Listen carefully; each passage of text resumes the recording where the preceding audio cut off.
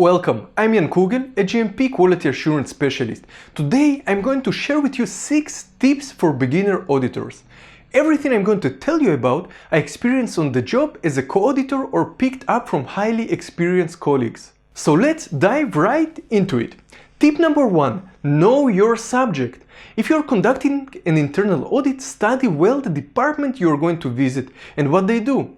Learn about their processes, equipment, and procedures.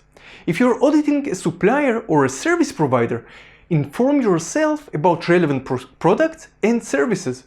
Doing so will help you prepare the right questions and allow you to understand the presented information much better. I have encountered the situation when an auditor came very prepared to audit the wrong product, so don't be one of those. Tip number 2. Look at the history. Review deviations from past audits. If there are major or critical ones that are still open, this could point towards a systematic problem. By internal audits, refer to recent and recurring deviations in the system. If some are open too long or come up too often, address them during the audit. If there are no deviations at all, it's even worse and can be a sign of a cover-up or non-compliant behavior. By external audits, if applicable, make sure to review also reports from other sites. They may source other materials or services from the same company. If you don't evaluate those reports, you could miss valuable information, like weaknesses in the quality systems that apply to your material or service as well.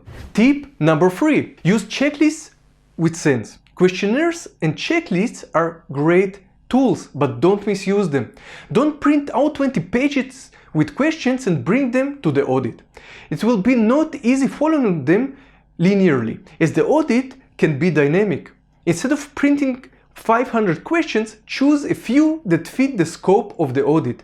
Tip 1 and 2 will help you focus on the right questions. Tip number 4. Don't tell, show. Ask to see every document or system with your own eyes.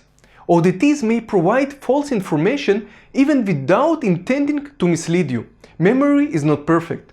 That's why we have written SOPs. If you don't review the documents yourself, you could miss important quality risks.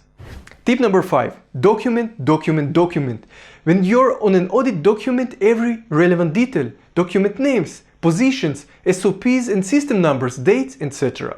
Trust me, if you don't, it's out of your memory in no time.